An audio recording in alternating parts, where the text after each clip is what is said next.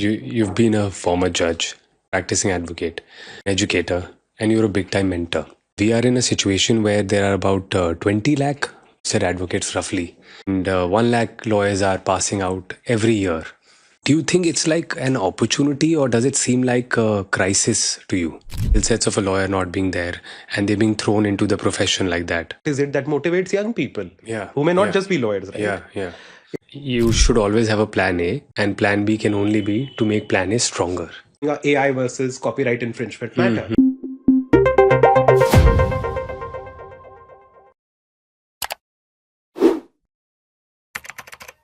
So this is very helpful personally for me. It's a good reminder. In the previous conversation I had with Raj sir, he kept on using this word or phrase. Our job is to assist the bench. I think this gives it a clearer meaning. Practically, what does assistance mean? So thank you so much for that. Coming back to that question, which I think everybody, every lawyer, every law grad would like to know. Difference between average and effective or an exceptional lawyer. First thing you said, the three I's. Integrity, industry, and intelligence. So I think integrity broadly I have placed, Yes. and your beautiful double clicking of that also clarifies integrity further. Industry, hard work, absolutely. Your perspiration would win over inspiration any day. Um, you're not an artist who sometimes can say that, oh, this sort of came to my mind like a flash of brilliance and genius and imagination, and I drew it and then it became a piece of art.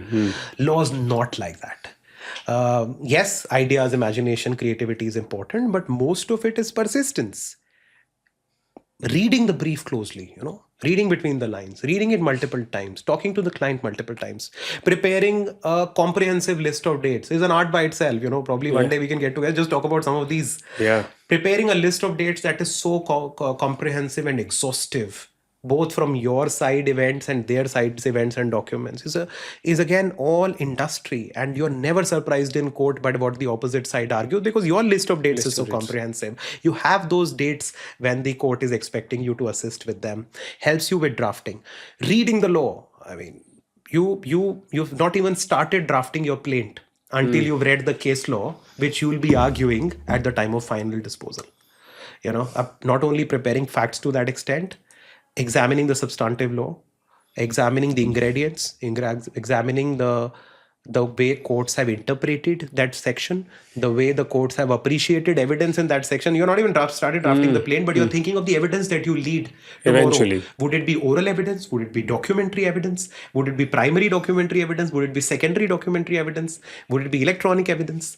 All of that you're thinking already and strategizing. You're thinking what kind of witness I would bring. How would they cross-examine?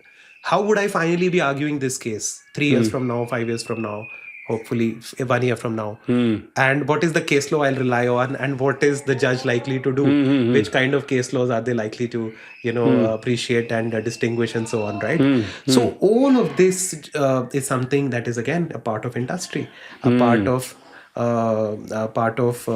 wanting to leave no stone unturned in terms of your preparation, and different preparations at different stages of the case also. It's very, very important, and you should leave less to chance. You should leave almost, the idea of advocacy would probably be to minimize surprise to the extent humanly possible.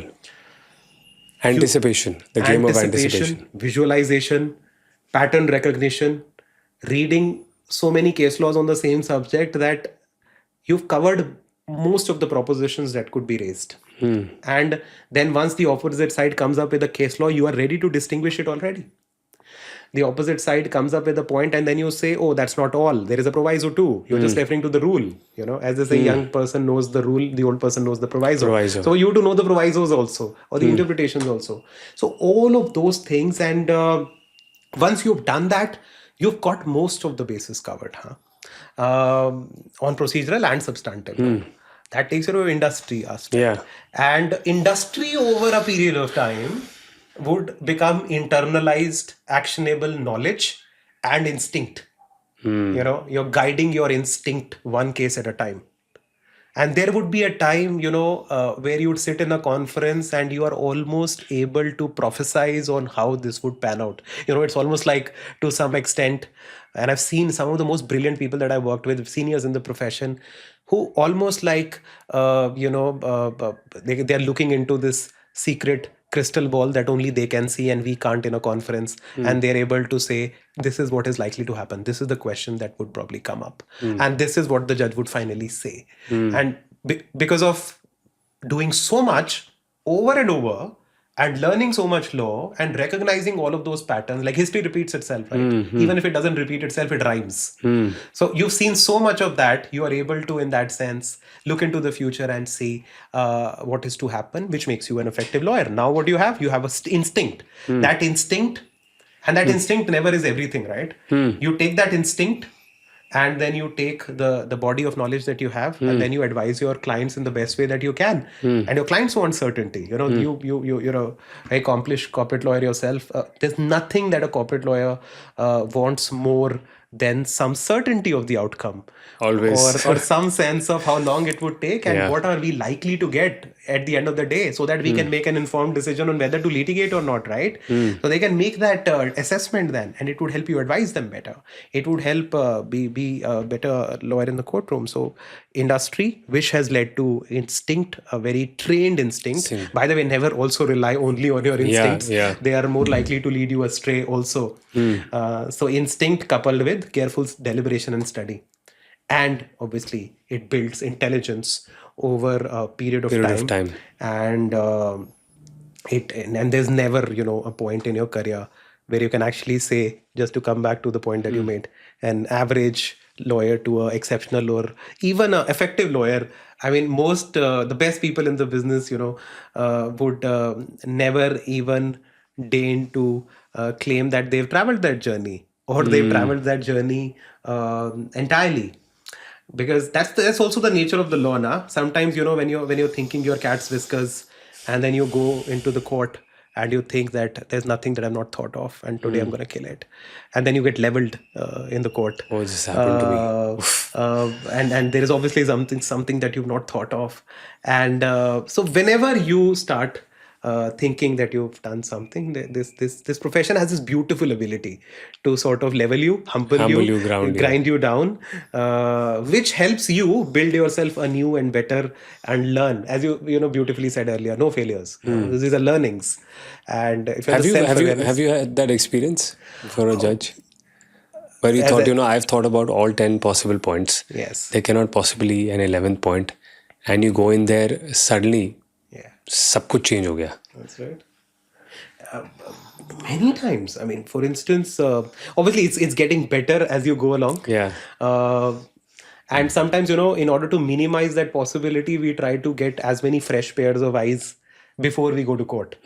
So if you are sitting with the 3 of your colleagues and you've all done multiple matters on the same issue, you're trying to minimize the surprise. But happens all the time, because law is so vast, right? At no point you can say that you know all. So you'll go prepared on the substantive law, and then somebody somewhere would say that the affidavit is not attested rightly. For instance, or there was this hearing that we were doing in a different jurisdiction, where the court said that the checklist that you have to file along with the filing is not the correct checklist.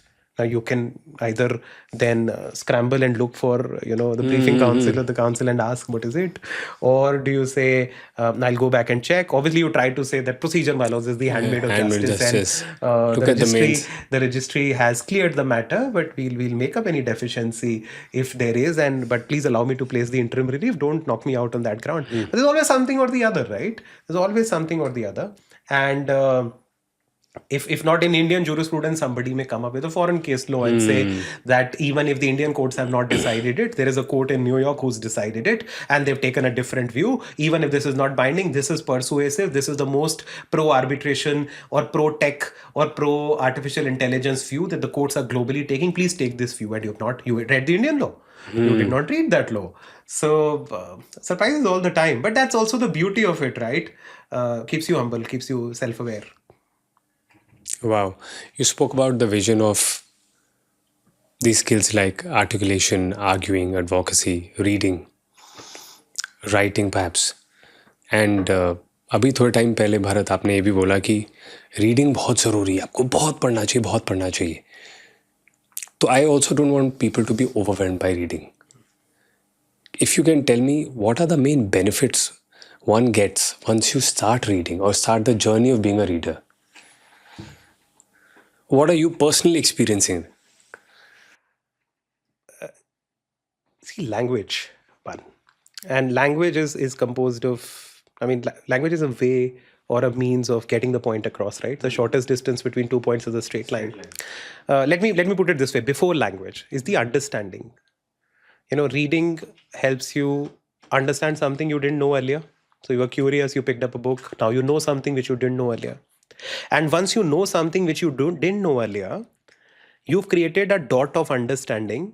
And the more you read and the more stuff that you know, you have a more number of dots that you have. Let's look at each point that you've read, each concept, each subject as a dot.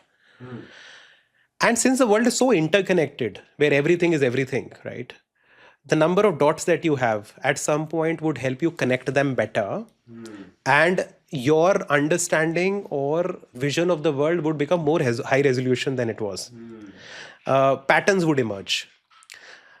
A commercial matter is sometimes related to the economic structure and the policy of the country, right? We were arguing a case recently, just to sort of give you an illustration that comes to mind, on some criminal prosecution against some public servants who at the relevant point of time had taken a decision to grant a contract. Now that decision is now being investigated or prosecuted on the ground that it was not in the nation's interest, or probably it was taken to benefit some specific individuals. Now, is it under prevention of corruption? yeah, very similar to for example, some of the 2G, 3G cases that we've had, the coal block cases, and some of those cases, the prosecution under the Prevention of Corruption Act ensues.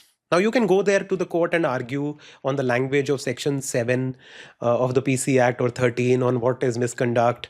There is no evidence of bribery, therefore no offense. Of course, you will make those points. But in order to satisfy the conscience sometimes of the court, you'll have to take a step back and say that let me try and give my lords an overview of what this is. You're talking about the 90s.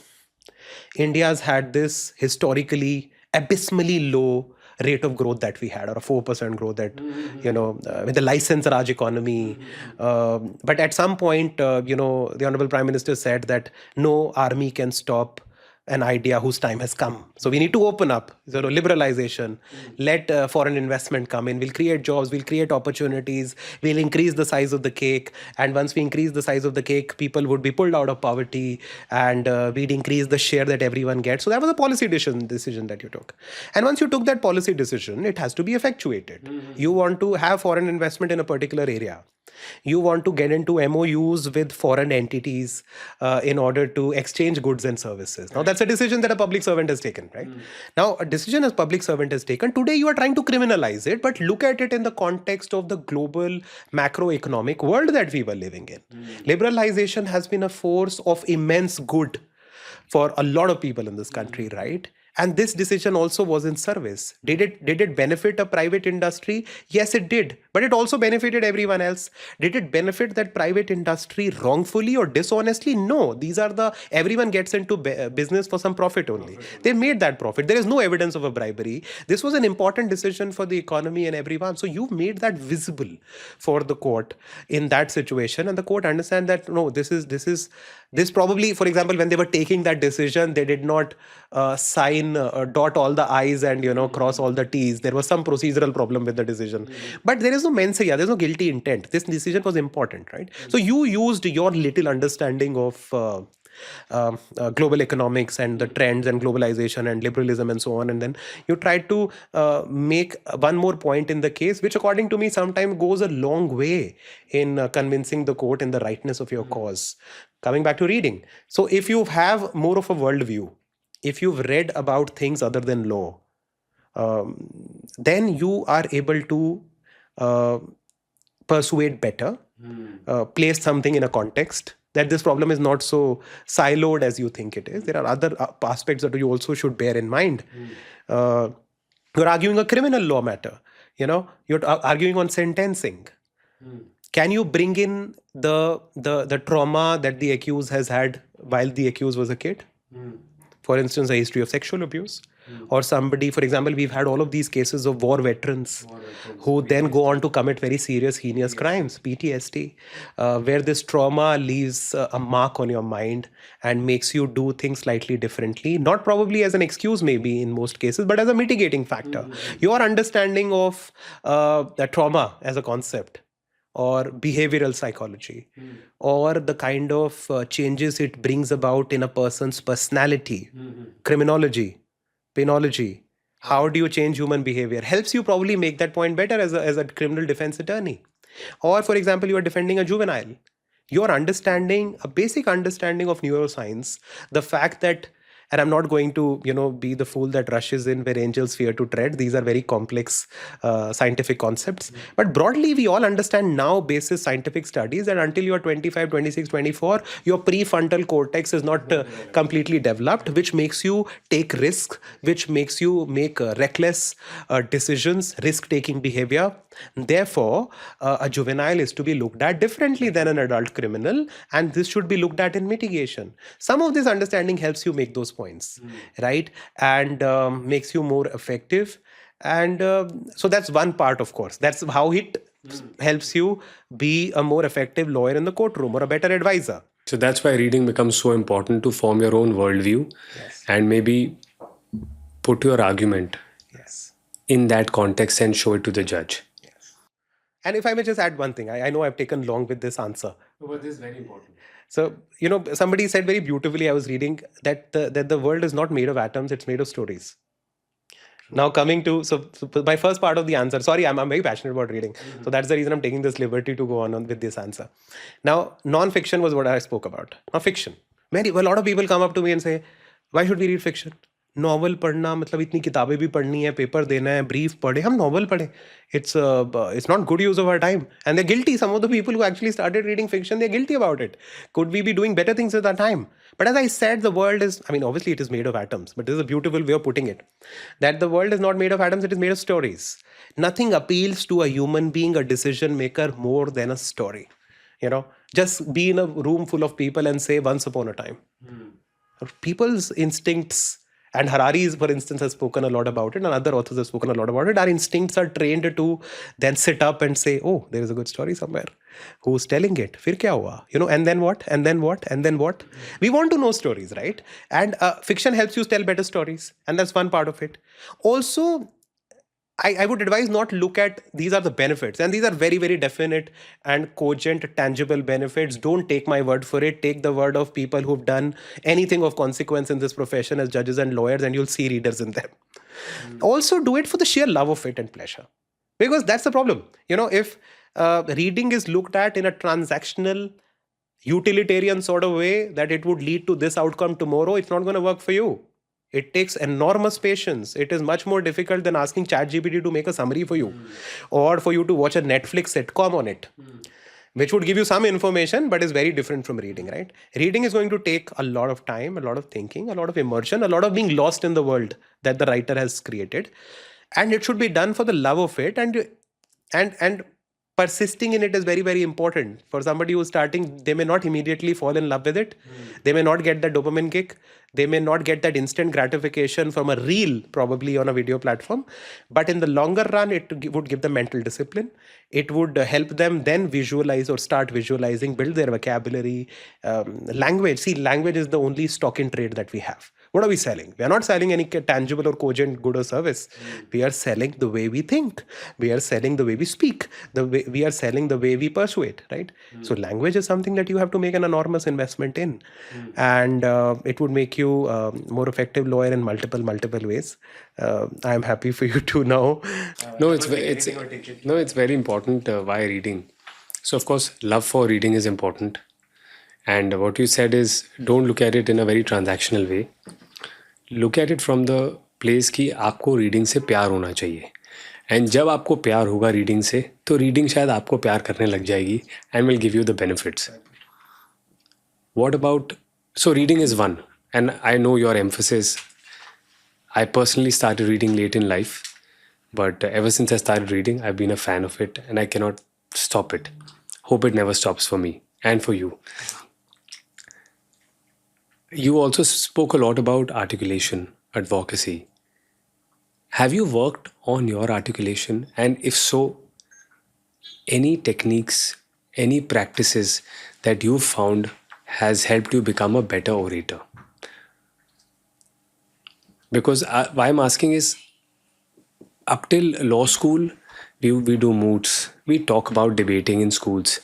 But somehow I feel after we get into the profession, there is no active discussion यार इसको argue better कैसे करना है. Maybe there is a closed chamber talk happening between seniors and juniors. I don't know. But वो conversation नहीं हो रही जिसमें this is the science, this is the art, आपको ये 6 steps लेनी चाहिए, whatever it is. Is there a system that you follow that you're happy to share that it's going to help others improve the way they argue? One is, of course, and that's an absolute precondition, is substance and content. There's no getting away from it. No amount of verbal flourish or a very choice expression or a clever turn of phrase is going to get you through if you don't have the goods, right? So have that, and then of course the way is how to put it before the decision maker in the best manner possible. A lot of people have spoken about what is effective writing. I've tried to pick up principles of expression from those originally. Like, for instance, George Orwell speaks a lot about writing. He's written these fabulous essays on English language and or language in general.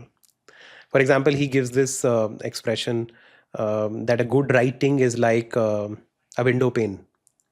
A good essay or a good non-fiction writing is like a window pane. You can see exactly outside what's happening. It's supposed to give you that view. It's not supposed to be smudgy or unclear or foggy or broken or cracked. And it also, the window pane example is also important because it also says the window pane doesn't claim anything for itself. It's only there. It's only protecting you from the wind or trespassers or whatever. But it is exactly, there's nothing being lost in communication.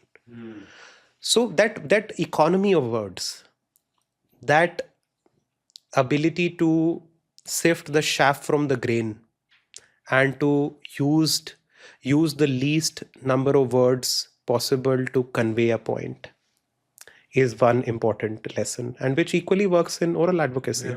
Brevity, precision, choosing your ideas in a particular order. Sometimes you'd think that, I have the 17 points that I want to make in this case. You won't get to make 17 points. Let's be honest with each other. You'll get to make at best 5 points.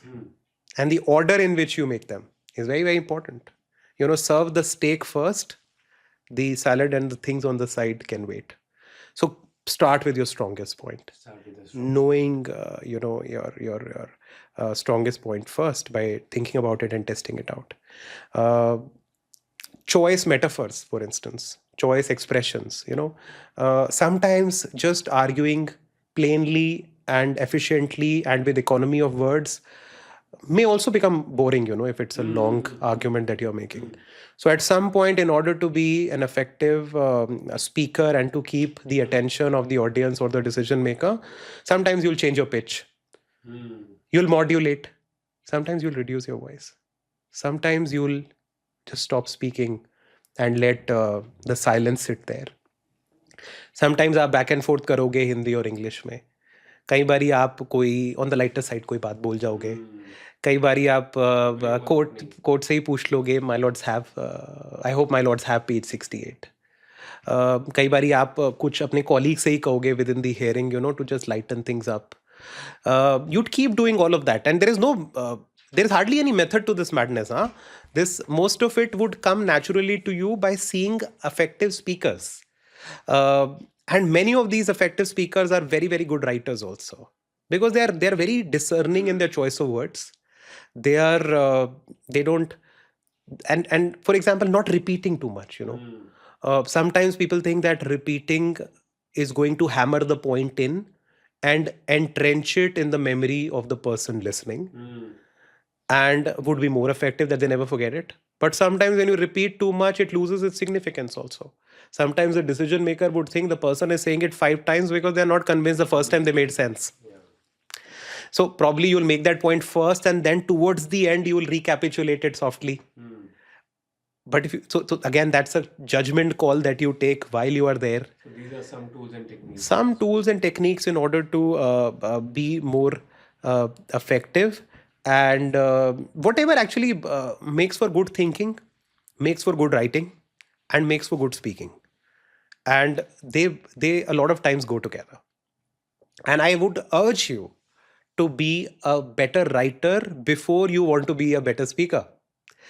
So, because talk is relatively cheap, and I mean it in the sense of, you can talk, you can say a lot, but when it comes down to putting it on paper with precision and clarity, where you'll be called out for an irresponsible word, where you'll be called out for a casual word, where you'll be called out for using too many words. बोल के तो आप निकल जाते हो ऐसे ही, आसान होता है वो, चलता है. बट आपसे कोई कह दे कि ये 4 बुलेट पॉइंट्स में बात बोलनी है, and it should not be more than half a page. Most people struggle, right? And it's not easy. But that gives you the discipline. That trains your mind to think of the most appropriate word for that situation. You are not using a word which is the second best or the third best or the fourth best. You are not using a word which is an approximation of the idea. You are using the word which was exactly meant for this purpose. For everything, for example, in all languages, you have 5 synonyms.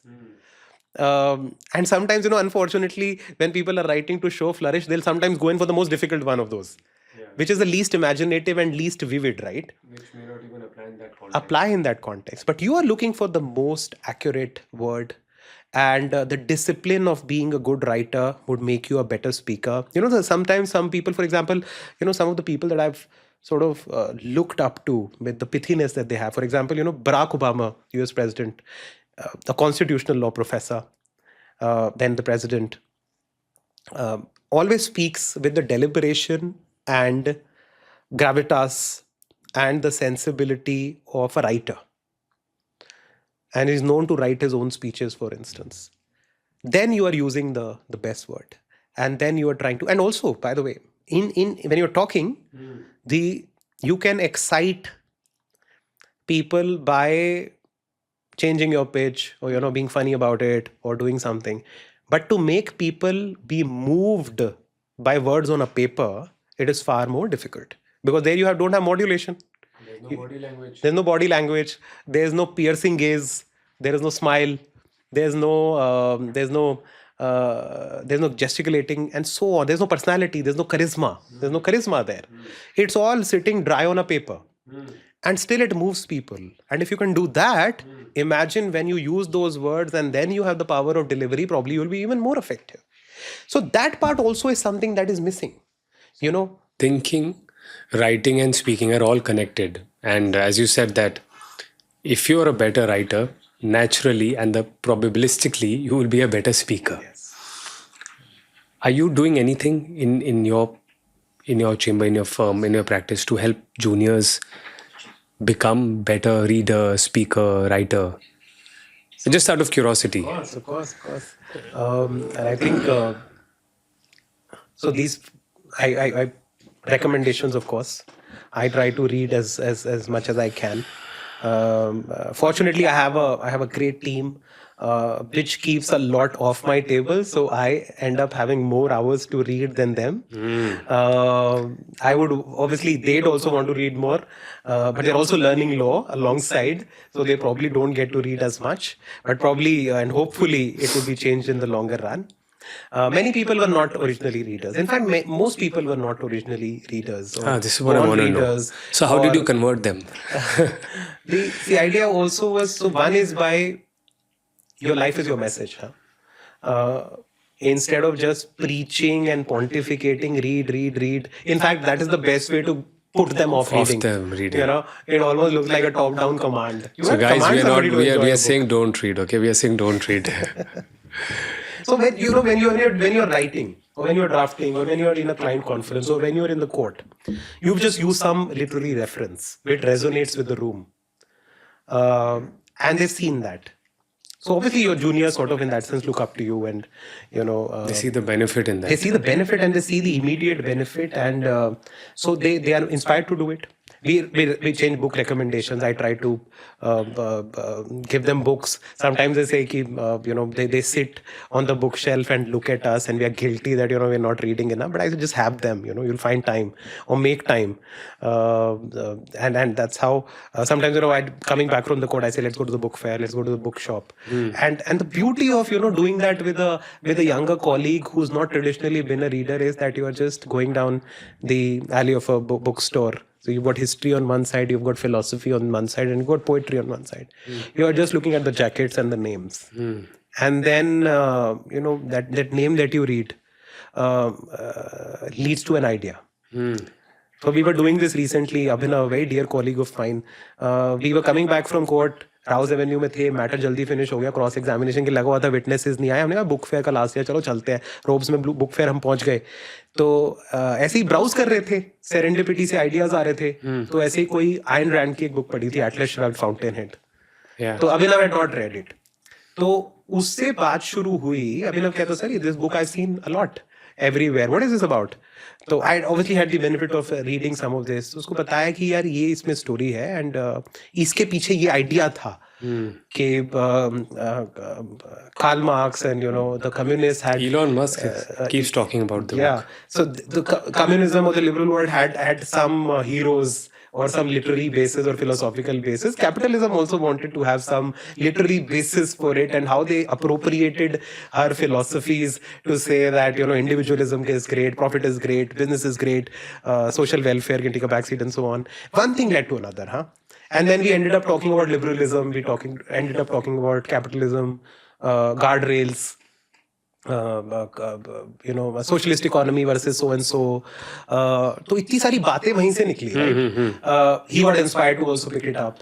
तो ये culture होता है वैसे, and you want to change something, don't just tell people do this, do that, just create an environment, and live that yourself, and live that yourself, and let your life be the message or whatever, and then create I think a garden is a beautiful metaphor. You are not chasing. So you also, as somebody, we have got 12 lawyers between two cities now, but you're always looking for like-minded people to work with, right? So one is that you chase or let them come to you, whatever. But then is that you create this garden where you've created an environment of learning and curiosity and reading and this relentless endeavor to improve and this pursuit of excellence, of which everything is a byproduct. And then have those butterflies come in once you created the garden, right? And then give them the autonomy to grow also, give them the time also. That's at least the endeavor. And so that's what we do on the reading side. Sometimes we've enacted plays in the office. So there's a beautiful play on the internet called Philosophy on Trial, where every philosopher, and it's a reenactment, every philosopher comes on the stand and tries to defend philosophy. And then philosophy is being prosecuted in this fictional trial for having ruined so many lives, because it's taken people away from engineering and some of the most worldly pursuits in life. So we've enacted, people became different characters. Somebody became Socrates, somebody became the judge, I became the bailiff, somebody became the prosecutor. And we just read from the script, there wasn't time to obviously memorize the lines, but we just performed it, and that led to ideas. Quiz karte hain hum chamber mein. That's more on trivia. Every question then leads to the healthy competition on wanting to know latest judgments, historical judgments. That leads to it. In terms of advocacy, we've tried doing for some of the very important matters, or obviously all matters are important, but some of the most complicated matters, let me put it this way. We've also tried to do a moot before we go to court, within the chamber, where they fight it out and test their beliefs against all criticism. So wo bhi kiya hai. Obviously it's an endeavor, and there's always more that you can do, but I think that's what we've done. But even if some offices or chambers are listening to this and they end up doing this, I think it's going to make law a bit more fun. जो मुझे लग रहा है कि law can be a very fun profession, but we are all perhaps guilty of making it too serious also. So here's what I want to ask you before I go on to a more loftier segment. If somebody is to start and has a vision of creating a world-class practice, क्या करना चाहिए उन्हें?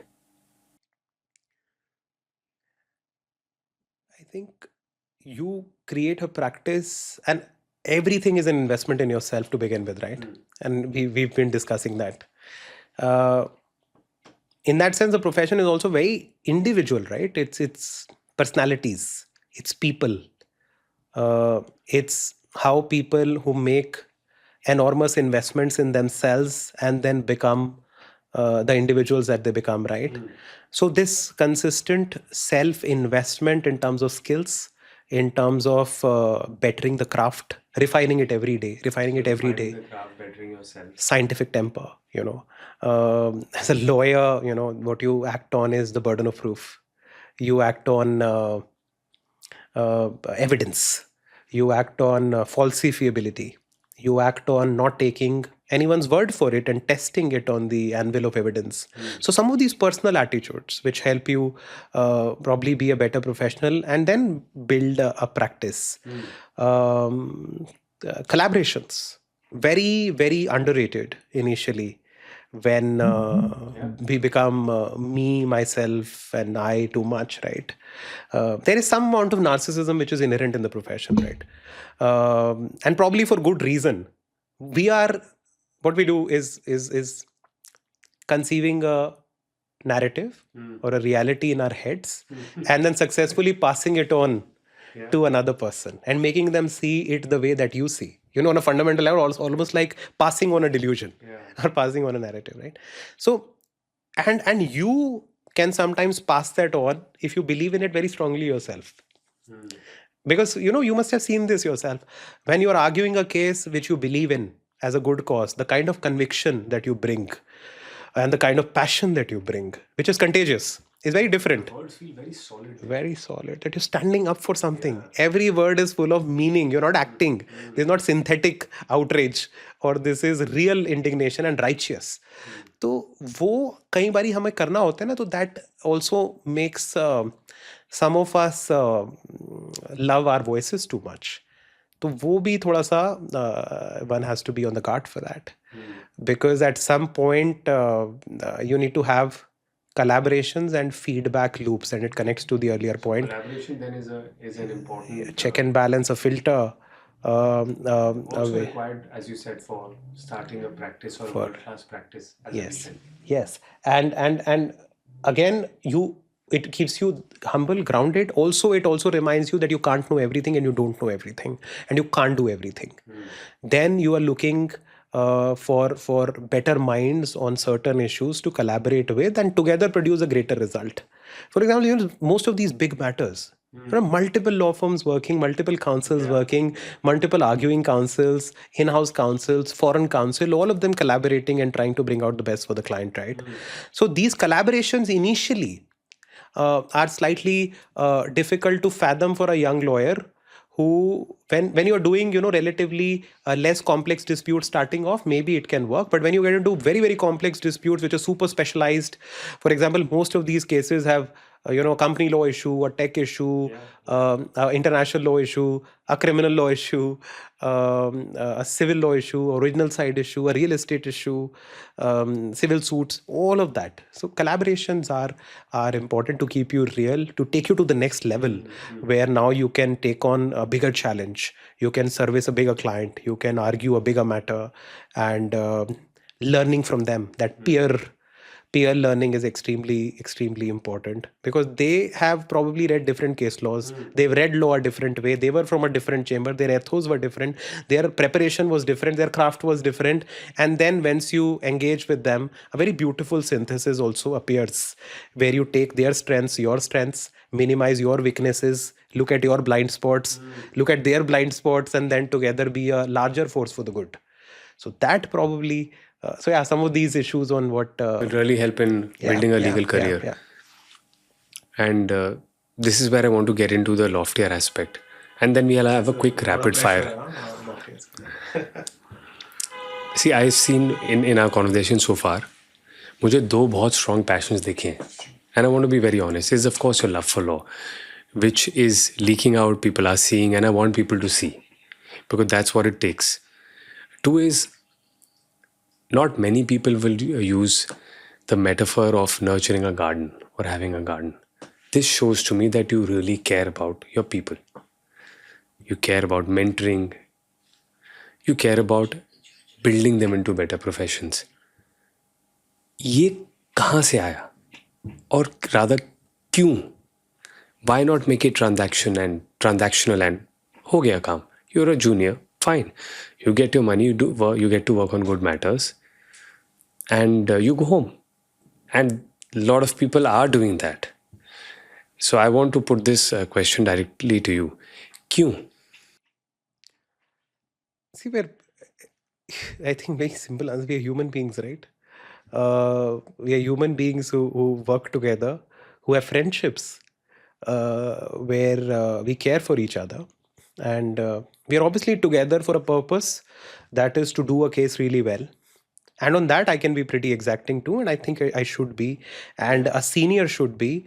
That kind of honesty that we have with each other is very, very important. And I think there should be very, very real feedback loops which make us better in a room. But I've realized that uh, if people are to sustain on this journey of wanting to do good law, improve themselves, produce good outcomes for the client, largely create value, and be worthy people and good professionals, it's important that you also have friendships, you have genuine care, and also to upskill everyone around you, in the sense of share the little that you've realized, not that you figured out everything. There's so much that we've not figured out and probably will never will, and something that they've figured out. So this learning, that is a two-way street, is very, very important. And I choose and some of this, has been a learning curve for me, and it also hasn't come naturally. There was a time when I would probably want to do everything myself. Problems in collaborating, problems in delegating, my own idea of what is perfect, letting the perfect be the enemy of the good. At some point, to be, and one has to be self-aware about this, wanting or being you want to see it the way that you do, right? Not just that, but since when people come together, they all bring in very, very important different perspectives. I've lived so close to the Bear Act in some cases for so long that I missed something which was blindingly obvious, which a colleague pointed out to me who's never looked at that section before or that Bear Act before, right? So benefited from that fresh pair of eyes, right? And I've realized that all of this can happen once you uh, work together with a certain amount of autonomy also. So garden also has two or three aspects, I think. It's a good metaphor. Autonomy, that you're not troubling the plant every second. Growing on its own. You're creating the conditions though. And the conditions are what? Opportunities, leading the right matter to them, trying to inculcate a broad framework of how a matter is to be approached, in terms of how do you interview the client, how do you get details, how do you produce this, how do you start drafting. And I think more and more us now, and I feel a greater need for this every day, of protocols, of frameworks, of guidance, of quality protocols, of practice directions. So we've started something in the chambers called practice directions. Every time some of our senior ones figure out a persistent problem, we are not just solving that problem at that point. We are also making a practice direction out of it, so that everyone is learning from everyone's mistakes. We don't have to commit the same mistake in order to learn, na? तो वो एक body of knowledge भी उससे generate हो रहा है, which would help them for all times to come and also help us on a day-to-day basis. तो वो create करना, tools, important AI tools, the latest in what is happening in legal databases, books, commentaries, cutting edge, whatever the best that we can, वो conditions create करना. और support staff कुछ office में होता है, there is always a need और an endeavour to sort of make it better. और वो जब होता है ना, तो वो आपने वो क्रिएट किए कंडीशंस, तो वो जो निकल के चीज़ आती है वो बड़ी यूनिक होती है. It has trappings of the stuff that you done rightly. It has trappings of avoiding what you don't do nicely at all. You have blind spots, everyone does. So they've also learned from that, and they tell you, and they should have the honesty or the courage or the independence to also tell you. Because I'd rather be in a position where a mistake to me is pointed out by my colleague than in the court by the opposite side. The ability where they can walk in and tell you, sir, this is something that's concerning me, probably you can do this differently, or probably, sir, this is not the correct decision. Keeping channels of Even on strategy. feedback open. Yes, not keeping channels of feedback open, having that honesty with each other. See, progress is what, as somebody very beautifully put it, pain plus reflection. वो setback आया, वो challenge आया, setback भी नहीं, बड़ा strong word, वो challenge आया, वो इशू आया, उस पर हमने रिफ्लेक्ट किया, साथ में हम सब ने ग्रो किया. लेसन आया और अप्लाई कर दिया. हाँ, और उसमें फिर हम एक दूसरे की इंटेंट को नहीं कभी डाउट करते. एक प्रिजम्पशन ऑफ बोनाफिडेज है कि यार मेरा कॉलीग बोल रहा है ना, तो वो इसलिए तो बोल नहीं रहा मुझे अंडरमाइन करने के लिए. और तो वो बोल रहा है with the good of the chamber, good of the institution, good of the clients and good of me and good of himself at the same time. And we try to never attribute to malice what can be explained by error also. Everything which is an error, and we all make errors all the time. तो इतने सारे small parts होते हैं law में, तो errors तो होते ही रहते हैं, inevitable है, but वो उसको malice में नहीं attribute हम कर रहे. बट सीखना ज़रूरी है, देखो, क्योंकि some of these mistakes can also be costly, right? Law में है हम, कोई एडमिशन हो जाता है किसी प्लीडिंग में, वो एडमिशन किसी रिटर्न स्टेटमेंट के पैरा 49 के लास्ट लाइन में छुपा हुआ है, तो वो फिर कई बार ये होता है कि this should not also happen later. तो ये क्वालिटी कंट्रोल करना है, ये प्रोसेसेस और सिस्टम्स बनाने की फिर से ये ना हो. और ये तभी हो सकता है जब एक कोलैबोरेटिव प्रोसेस और सारे मिलके इसको कर रहे हैं. और फिर ना काम नहीं लगता नेचुरली, फिर वो एक गेम बन जाता है, वो एक प्ले बन जाता है, वो फिर you're in the sense of a state of flow. कि अभी भी बड़ा अच्छा एक एसिड टेस्ट मुझे लगता है कि मैं कॉमन एरिया में जब दफ्तर के खड़ा होता हूँ, there are workstations and so on, तो कोई ऐसी मैं फ़ोन पे भी बात कर रहा होता हूँ ना कि ये वाला इलीगल इशू है, ये नया मैटर है, I see people stop what they are doing with their years there कि यार इसमें ना मैं पहले वॉलंटियर कर दूंगा, वो मैं कर दूंगा, वो कर दूंगा, and then I look at the WhatsApp group, everyone wants to do it, and there is almost, and then they have work. It's not that they have a lot of free time or anything. Excitement of a new issue, excitement of learning and growing. तो वो that just then becomes organic. Obviously, एक chamber जो होता है वो intense है atmosphere. आ जाती है रात को 4 बेल एप्लीकेशंस कल सुबह लगानी है, मेंशन करके लिस्ट कराना है, नहीं तो जेल चला जाएगा कोई. People's lives are at stake. तो उसमें होता भी है कि एक अब सब टीम्स भी होती हैं, तो किसी काउंसिल को लगता है कि उसको उसके जूनियर से नहीं सपोर्ट मिल रही, तो उन चीज़ों को ईज करना, एंश्योर करना कि यार people have that free space to engage, but yes at the same time there are some broad guardrails on how they deal with it, and it's always learning every day. I'm humbled by my own lack of knowledge on some important principle in which it can probably be done better. And that's where I think if you're running an organization, you should have the humility to learn from and stand on the shoulders of giants, take from them, then evolve your own principle. But at least in any rate, keep thinking about it and keep taking that feedback. Wow. तो अगर if I want to ask you before we get into the rapid fire, कि अब next 10 years के बारे में, have you thought about it? What's your vision? What's the vision for Bharat Chugh on how he sees himself? That's a interesting question, and I keep thinking about it actually. Maybe not as the next 10 years or 5 years or 20 or 15, but as you grow. And this is very different, by the way, from how I used to think at 21 or even at 26 when I resigned and came back to the practice of law. The idea at that point was more of a rivulet of water sort of coming down, a small stream sort of a thing. Sometimes the stream is powerful, taking away rocks and stones and whatever comes in its path, flowing with vigor, but being one. But as you grow older, you sort of realize that number one, your objectives also become more about others too, and it should, I think, because if you keep only thinking about yourself, we've had some privileges, good opportunities, we were at the right place at the right time, clients trusted us, seniors gave us opportunities, so we've done decent for ourselves. Now the idea is to have an impact, a larger impact. And that larger impact, according to me, is not something I define in material terms at all, or in terms of any individual achievement as far as I'm concerned as a person. I've found great enjoyment and sense of fulfillment in probably uh,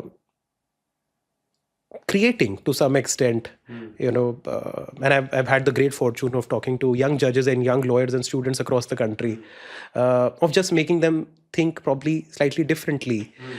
Just to give you an instance, I've had this great fortune of also as a young magistrate passing some orders when I was sitting in the capacity of a railway magistrate. वो मेरा एक additional charge था, मैं MM था 30,000 में, तो एक additional charge मेरे पास रेलवे मैजिस्ट्रेट का भी था.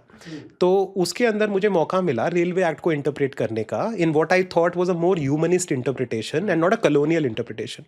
आई said if somebody is selling tea in a train without licence but not causing anyone any trouble, वो बेचारा 10 रुपए की चाय बेच रहा है, वही आप किसी कॉफ़ी शॉप पे 200 रुपए की पियोगे तब आप ठीक हो, बट ये 10 रुपए की बेचारा बेच रहा है, तो आप इसके ऊपर मुकदमा बना देते हो कि आप चाय नहीं बेच सकते रेलवे स्टेशन पे, रेलवे एक्ट में लिखा है. क्यों नहीं बेच सकते? वही बेच सकता है जिसके पास लाइसेंस है. लाइसेंस किसके पास है? जो 300 करोड़ की कंपनी है जिसने टेंडर जीता है. तो जब पहली बार मैंने ये देखा एज अ रेलवे मैजिस्ट्रेट, तो मुझे लगा यार ये तो गलत लग रहा है मुझे. लॉ कांट बी दिस यार. लॉ और जस्टिस बिल्कुल अलग अलग चीज़ें नहीं हो सकती. मुझे जस्टिस करना है लॉ के हिसाब से ही करना है, मेरे अपने कंसेप्शन से नहीं करना, but law can not produce this very unjust outcome. कोई तो इंटरप्रिटेशन का तरीका होगा, कोई तो प्रेसिडेंट होगा जो मैं उसको क्रिएटिवली इंटरप्रेट कर पाऊंगा इन दिस सोशल कॉन्टेक्स्ट. इतनी गरीबी है कि कोई गांव से बच्चा आ गया, प्लेसमेंट सेल ने तो भेजा नहीं उसको, गांव से वो यहाँ पे आ गया और वो कभी रेलवे स्टेशन के इकोसिस्टम से निकल ही नहीं पाया. तो वो अगर बेचारा चाय बेच रहा है तो वो क्राइम नहीं होना चाहिए. तो कुछ इंटरप्रेट किया, डॉक्ट्रिन ऑफ नेसेसिटी लगाया ये. तो मुझे बाद में उस टाइम तो मैंने ऑर्डर्स पास करती है एंड आप इतना ना डेल्व नहीं करते हो.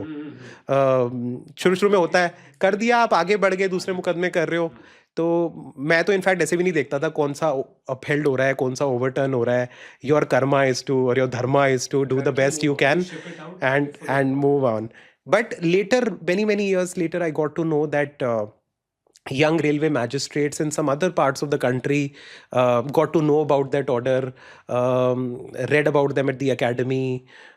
For instance, Justice Muralidhar was very kind enough to speak about that order, and then people started passing similar orders. तो मुझे लगा कि मैंने तो वो 10 केस हो, 20 केस हो या कुछ केसों में किया होगा, लेट्स से 100 केस में किया होगा, तो और वो बात वहाँ पे ख़त्म हो गई. मुझे लगा, मुझे ये भी नहीं पता था कि बाद में जो लोग आएंगे वो इस ट्रेंड को कंटिन्यू करेंगे कि नहीं करेंगे, क्या स्पिल ओवर क्या होगा. बट बाद में आप रियलाइज करते हो कि चीज़ आपने दुनिया में जाने दी और उसके बाद किसी को वो आइडिया मिल गया, फिर उसने फॉर एग्जाम्पल किसी ने 10 केसेस में किया, किसी ने 100 केसेस में, किसी ने हज़ारों केसेस में किया. At the end of the day it touch so many lives, right? And till today, this is something that I look back and probably, sleep well on certain nights on that, I could do that. And now I'm thinking that, okay, as a one civil judge or one magistrate, I could do this. But if I'm able to engage and share the little that I know, and, tell probably young judges on how important their function is, and how they are the first and the last courts for most of the country.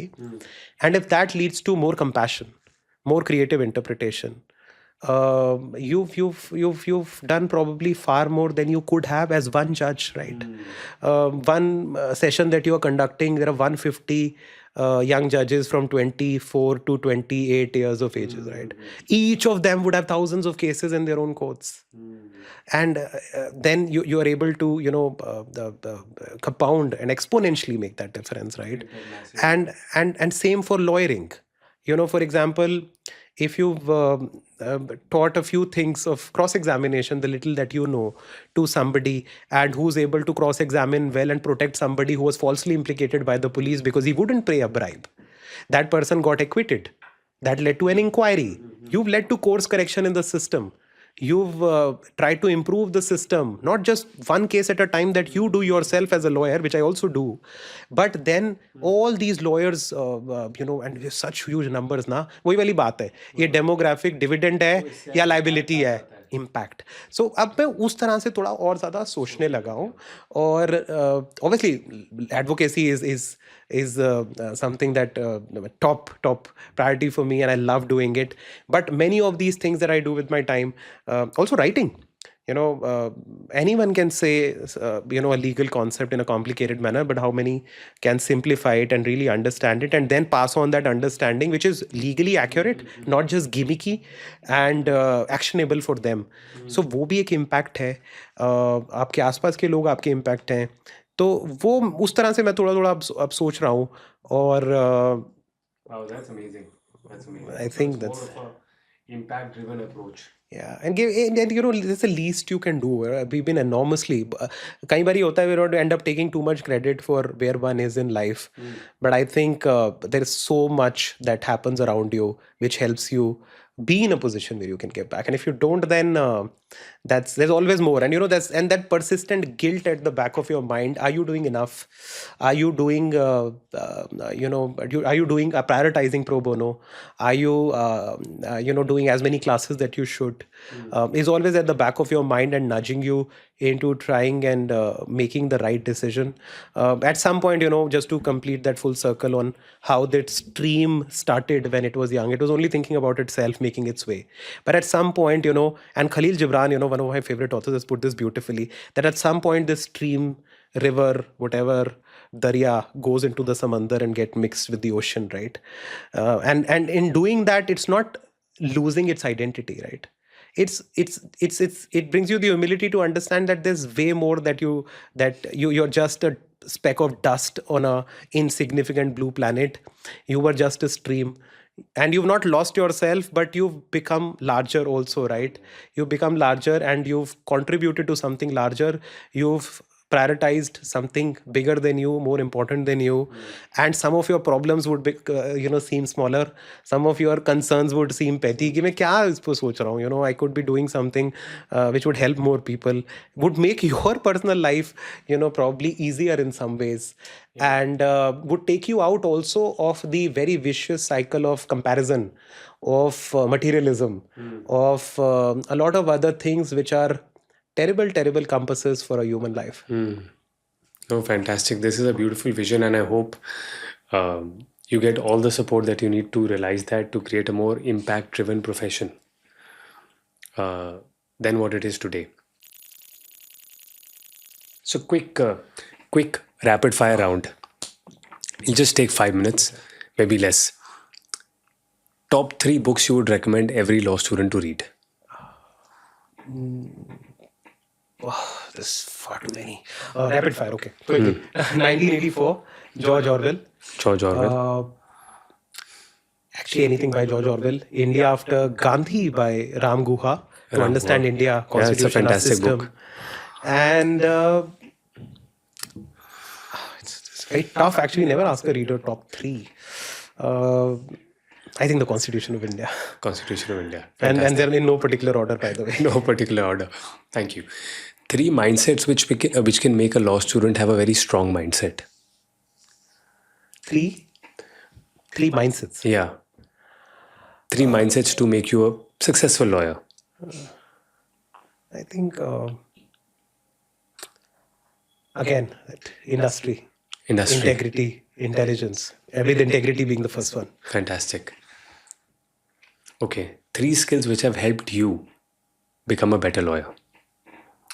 Reading, listening, and not just hearing to respond, but trying to absorb. 3 is never being, and let me put it this way, skepticism, careful skepticism. Not being a cynic, but skeptic in the sense of doubting and asking why or how and by what evidence, that sort of a thing. So fantastic. I usually say investigative. Just takes the burden off. That's actually better. It takes the burden off being a skeptic or not. Yes. One piece of advice that you received from your senior which has changed your life for the better.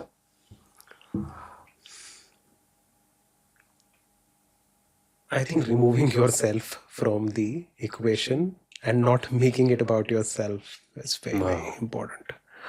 That helps you, sometimes when you draft, for instance, and I want to make it concrete, you draft something, you like an expression, but sometimes that's the worst expression to use. And a part of it is vanity. and you want to use it, and you want to tell the world that you know it.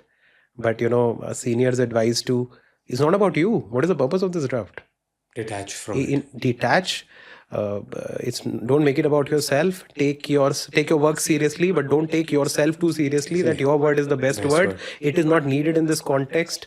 And as you know, it's also great writing advice. Kill your darlings. Sometimes the phrase that you love the most is the worst. So check it out. So I think taking yourself less seriously, but the work very seriously. Fantastic. That's really good advice. One advice that a lawyer should not do in their 20s. Something they should not do. I think be conservative with risks. I think that's what you shouldn't do. Shouldn't do, being conservative. Yeah, of course. Your story says it all. Okay, one last. Maybe you can look into the camera. If, with God's grace, all 20 lakh lawyers are listening to you, what's that one message you want to leave them with? See, I know, these are, there's so many things that you have in mind which sort of trouble you, or sometimes you are always exploring the what ifs. What am I doing with my life? This is a tough profession, and you'd be thinking so much or second guessing your choices all the time. But persevere, be there. It does work out. It gets easier, and always chase or pursue excellence.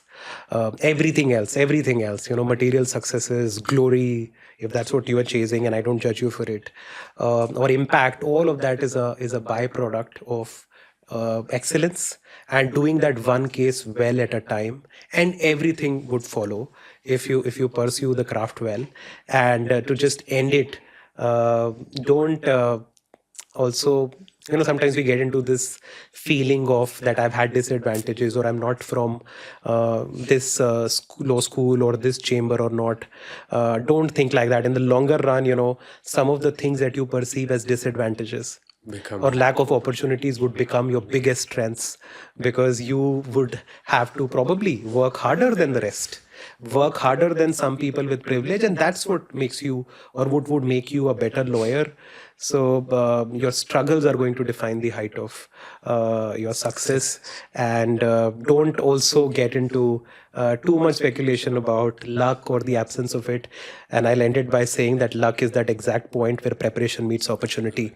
Work on your craft, prepare, opportunity would come, and when you seize that opportunity, you'll write history then. Fantastic. This was Bharat Chugh, and this is Beyond Bilbils. Thank you so much for Thank you coming very on the much show. for having me. Thank you. Thank you so much. Thank you.